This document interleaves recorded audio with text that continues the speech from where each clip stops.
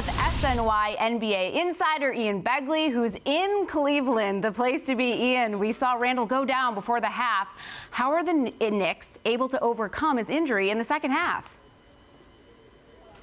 Yeah, you mentioned Obi Toppin. I mean, he came out very aggressive. He had 12 points in 8 minutes early on in that third quarter, and he really helped the Knicks bridge the gap with no Julius Randle. And it was also a team effort in terms of rebounding. And we saw Julius Randle after the game in the locker room. He was walking very cautiously. He was icing his ankle, getting it worked on. But I'm told that the early impression, initial impression on the ankle is that it is not as severe as his previous ankle injury. That ankle injury sidelined Randle for 2 weeks.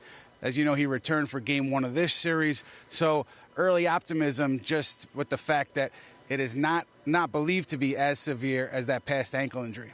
Okay, that's really good news, especially seeing how he reacted after he went down. Quite a Knicks playoff debut for Jalen Brunson. He finishes the series with another 20-point game. How would you describe Brunson's performance this series? The engine. I mean, for stretches of this series, he carried the Knicks offensively. And what you saw from him, I thought, in Game 5 was this Cleveland crowd really wanted a reason to go crazy, to erupt. And there were a couple times where they got the lead down to 10, down to 8. And it seemed like each time Jalen Brunson came up with making a play. He got a steal once and finished with a dunk. He was making shots in those instances. And it just tells you about Brunson and the clutch gene that he seems to have. He finished the regular season as one of the best shooters in the clutch in games, and he just continued that in the playoffs for these Knicks.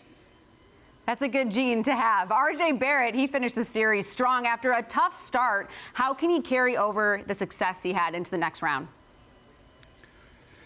Seems to me that he just needs to keep doing what he's been doing for these last 3 games, and that's being very aggressive and decisive with the ball in his hands, hard drives to the rim, finishing really well at the rim, creating space for himself, even going up with the likes of Jared Allen or Evan Mobley. He's been able to create space for himself, find the angle, and finish at the rim. And that's something that you see from Barrett when he's going well. So if he continues to do that, I think he will continue to contribute in a positive way to this Knicks team. But credit him.